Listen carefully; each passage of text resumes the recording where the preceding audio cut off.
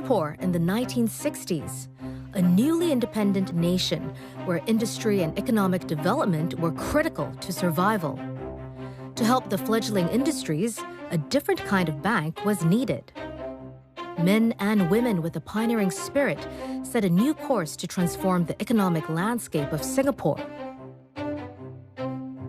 From 1968 and right up to today, that bank has been catalyzing the nation's growth and development, always ahead of its time, blazing the trail with innovations and new ways of doing things. Being purpose-driven has been part of its DNA for 50 years. That bank is DBS.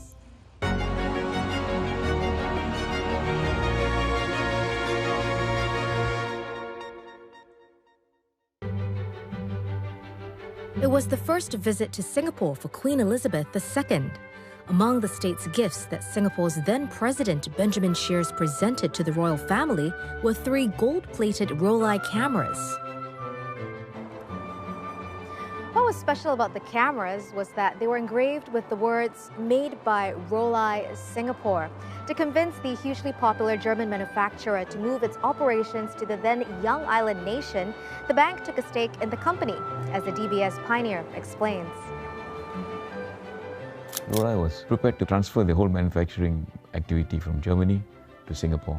Manufacture the whole camera, not just do assembling. And we decided that there was a project worthwhile backing. We took equity in the Roll-eye in Singapore. We took equity in the Roll-eye in Germany. Investing in foreign companies was an unconventional move, but it was the bank's interpretation of its mandate. As the Development Bank of Singapore, its role was to help whole new industries get off the ground. At the same time, the bank was to help local companies upgrade and flourish. We saw ourselves as a national institution that had to take risks which others were not prepared to take. Our objective was not just to make money and be a bank, but to promote Singapore and to get Singapore to grow. Foreign investments in Singapore created employment opportunities and contributed to the massive industrial growth. The attraction lay in the young Singapore workforce, who now had new skills through the factories set up in Singapore, as well as overseas training.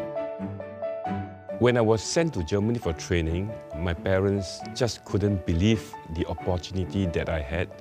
And I was the envy of my friends, because the impression is like overseas training, and there weren't many opportunities to get overseas training. Over the years, whenever there's been change, DBS has been at the vanguard. From an ambitious project to develop the largest condominium in Singapore in the 70s, to pioneering the concept of anchor tenants and Japanese lifestyle investors in shopping malls. The development of Raffles City by DBS was one of the largest single commitments to the country's tourism sector in the 1980s. Project planning, however, started as far back as 1969. We calculated that the cost would be $1 billion, which is a lot of money. And I remember discussing with Mr. Howe, who was the chairman, saying, should we take the risk of developing a project that's that big? What if it doesn't turn out to be right? It was a bold move by DBS to push ahead with the ambitious development. After years of meticulous planning, Raffles City opened in 1986. The mega project was a city within a city, consisting of shopping, a convention center, an office tower, and 2 hotels, one of which was the world's tallest at the time. The complex contributed to Singapore's emergence as a top convention destination. With Raffles City located just a stone's throw away from some of the country's historic landmarks, it helped rejuvenate the area.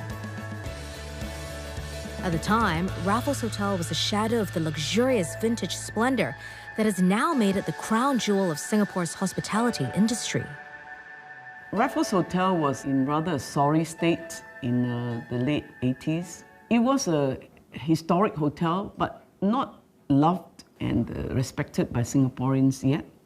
It was a place where the tourists loved to go, and where anybody who wanted to visit our part of the world would say, let's go to Raffles and see Singapore after that.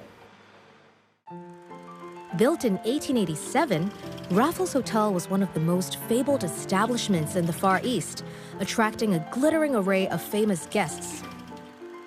At the ripe old age of 100, Raffles Hotel was gazetted as a national monument. This set in motion restoration work to return it to the glory of its halcyon days in 1915.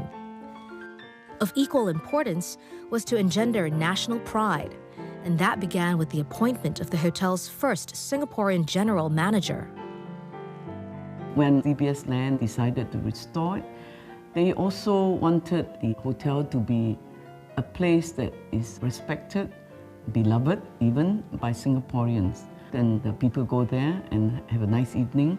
When we reopened in 1991, we had about 500 and some staff, except for, I think, 5 persons. All the staff were Singaporeans and Malaysians. It was truly a Singapore hotel, from who is leading, who is working there, who are the employees, and who are the people making it successful. Staying true to the mission of serving the nation. It was a national crisis, and DBS, being the development bank, just have got to play our role.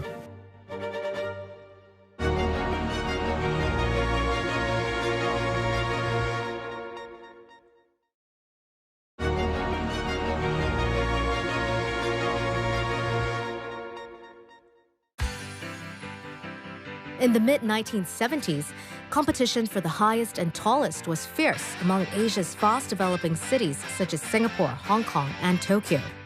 The rapid pace of building in Singapore was most intensely felt along Shenton Way. This area was once a swampy, derelict seafront, but the completion of the DBS building in 1975 served as a catalyst for Shenton Way's transformation into what was then dubbed as the Wall Street of Singapore. Being the nation's tallest building in the 70s, it triggered a new era in property development that symbolized the country's progress. And it was the manifestation of one man's ability to think big. That man was Hon Swee Sen. The DBS building was a small example of his preparedness to do things which will not just follow the trodden path, but do something new. We broke through the mental barrier of we cannot build high, and that enabled others to think big too. Because if you're not the first and you don't succeed, you can always say, well, I'm just following DBS. DBS was set up by the Singapore government in 1968 to take over industrial financing activities from the Economic Development Board, or EDB for short. Hon Swee Sen, who was the chairman of the EDB, was entrusted to be at the helm of the new financial establishment. Very quiet man doesn't make great speeches, but understands people and knows who can do what. Built a good team, and from EDB sprang TDB, Trade Development Board, sprang DBS, because we had to build up the finances to help people start their industries. This is not administration doing a job. This is entrepreneurship on the political stage, on a national scale. We changed the complexion of Singapore. Over the years, Hon Swee Sen's entrepreneurial and trailblazing spirit carried through at DBS. Although the term disruptive innovation is common parlance in today's age, the bank was an early adopter of it. DBS AutoSave, which was introduced in 1980, was a classic example. It was the first interest-bearing current account in Singapore. The concept was controversial and unheard of in the country at the time and drew the ire of other financial institutions. At that time, there was an agreement amongst banks that you are not allowed to pay interest on checking account. So we thought, why not? What was the reason? No reasons. And it got resolved by all the banks developing this product. We inspired everyone to follow suit. We had a lot of customers who applauded us, who felt that it was a good thing for DBS to bring the benefits to the customers. Being at the forefront of change is a recurring theme at DBS. The bank introduced the world's first electronic shares application service in 1993. This transformed the way initial public offerings, or IPOs, are applied for, eliminating the need for cashless orders to be cleared by banks. we came out with the first electronic service that allowed the customers to apply for an IPO through the ATM. That was ahead of the Singtel IPO, which was the largest IPO in Singapore. Because of the high oversubscription, the processing time to bring an IPO to market would normally be 2 to 3 weeks. Through our electronic share application, we actually reduced that 3 weeks to just 2 days. Banks are very keen to underwrite IPOs, not because of the underwriting fee. Banks wanted the float money. When we introduced electronic share application, overnight there's no money for the banks to make right from the float. But it was a necessity for us to actually position Singapore right, to be a major financial center, and we did it. Over the years, the bank remained true to its original mission of acting for the greater good of Singapore. In 1985, DBS was instrumental in leading a team of 4 local banks that set up a lifeboat fund to revive the country's stock market. The Singapore Stock Exchange had shut down for the very first time when Pan Electric Industries, a Singapore-based company whose stocks were hugely popular, collapsed. It was a national crisis, and DBS being the development bank just have got to play our role. I went to see Mr. Howe, the chairman of the bank, just to inform him that $6 million is the price that we have to pay to get a seat on the exchange. And I told him that if we restore investor confidence, the market reopen, and we set up our operations right, we should be able to recover that $6 million within 18 months. And then he said, I hold you to your words. You can go ahead. That's how Mr. Howe operates.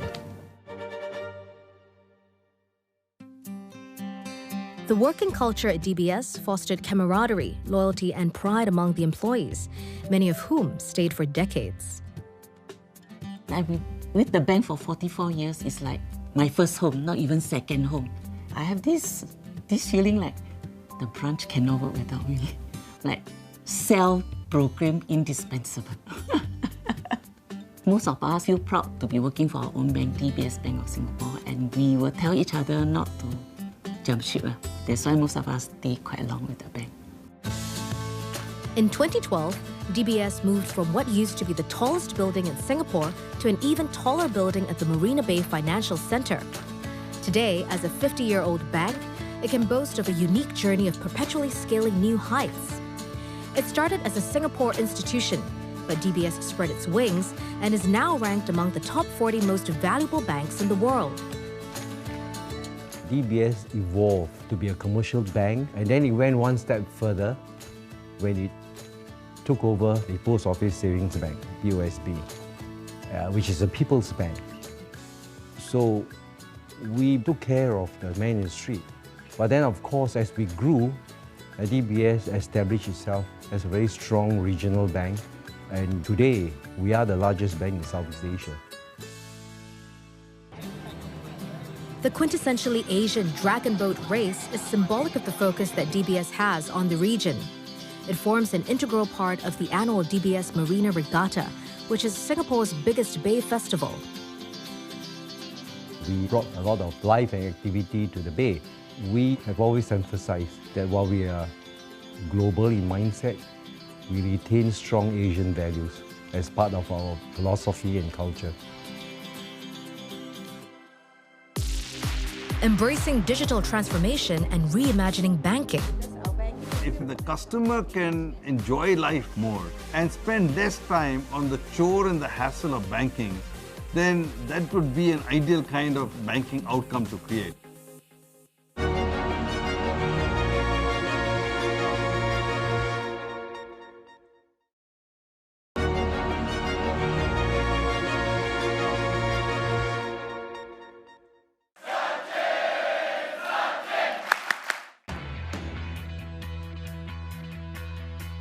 Sachin Tendulkar, world-famous cricketer and India's favourite son.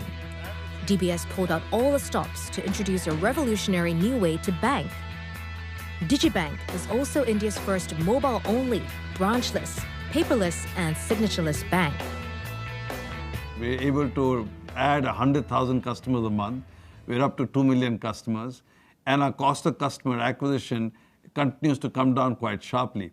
And if the costs come down, then you can actually pass some of that cost benefit back to the customer in terms of improved terms and conditions, better rates, for example. We then took this idea and transplanted it into Indonesia, and it seems to work there as well. India and Indonesia have a collective population of about 1.6 billion people. Although the figures may seem daunting, the opportunity for DBS to access a large market through digibank shows that DBS is playing a long game in both these countries and the region. We think that by staying Asia-focused in terms of business strategies will give us the advantage and edge. And indeed, we have grown very well.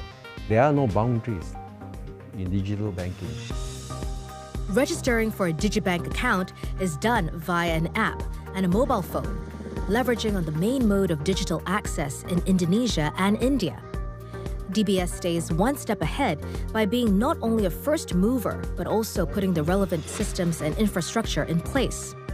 Biometric verification for security is done at the customer's convenience, be it at home, the office, digibank kiosks, or appointed cafes.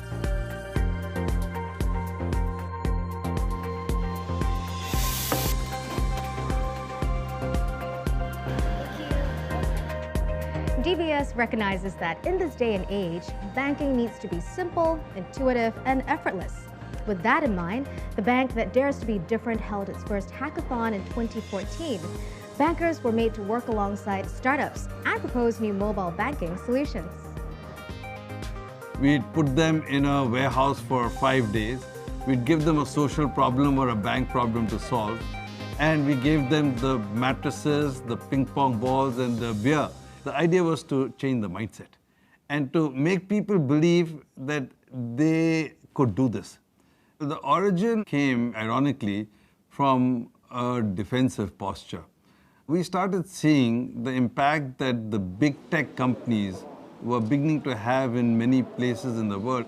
It also dawned on us that this could be a strategy for expanding in big countries, big markets, which we had found difficult in the past.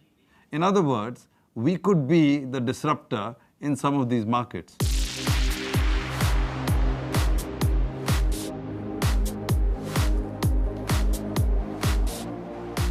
DBS has been deeply immersed in an all-encompassing digital transformation journey. This includes a revamp of the bank's technology infrastructure and leveraging big data, biometrics, and artificial intelligence to reimagine banking. Workspaces are also redesigned to encourage new ideas, collaboration, and teamwork. Our real estate department worked with individual areas of the bank to re-architect our premises to make them more open. We changed the way people collaborate with each other and tried to flatten the hierarchies so people could co-locate and work. Significant effort is put in to future-proof its staff to ensure that they can adapt to the digital transformation. At the same time, DBS also uses unconventional methods such as hackathons to recruit the best talent in the field of technology. But as a financial institution, enthusiasm for digital technology has to translate into profitability. And for Southeast Asia's largest bank with a presence in 18 markets, the transformation is paying dividends. We had a record year last year. It, of course, requires an effective business plan for the whole bank. But the digitization clearly expanded our customer base and enabled us to not just service our customers better, but reduce our costs and actually improve our own margins. DBS has twice been named the world's best digital bank at the prestigious Euromoney Awards for Excellence. It also clinched the world's best bank for SMEs award. Spearheading digital banking, DBS provides industry-leading solutions to help SMEs spread their wings regionally. To define its next phase of growth, it launched a Live More, Bank Less positioning in May 2018. This places a strong focus on invisible banking by seamlessly weaving financial services into the daily lives of customers. It's invisible to you because you're using our services as second nature, it's part of your lifestyle. Like you go to a hawker center, you use PayLah to pay. If the customer can enjoy life more and spend less time on the chore and the hassle of banking, then that would be an ideal kind of banking outcome to create.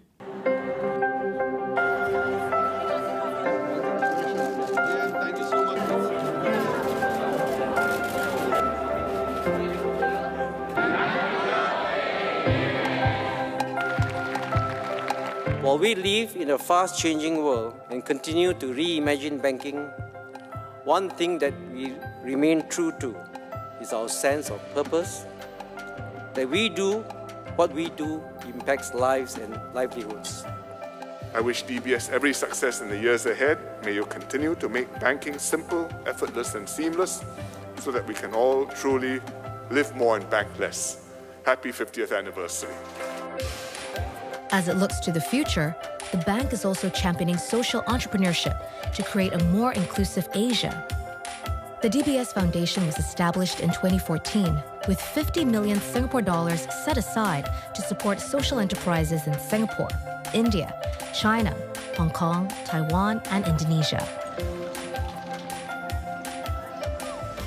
Beyond funding, DBS also provides banking services, mentorship, and a platform for experienced social enterprises to share their knowledge.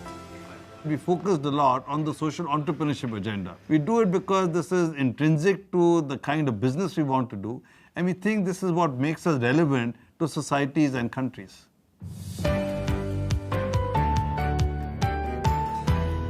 From leadership in Singapore to leadership in Asia and becoming increasingly known the world over, reinventing itself from the Development Bank of Singapore to the Digital Bank of Singapore.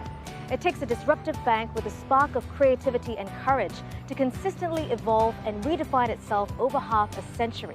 Being driven by purpose is what distinguished DBS, and the sense of purpose must continue to distinguish DBS in the future. If history is anything to go by, DBS will always dare to be different and embrace the entrepreneurial spirit long into the future.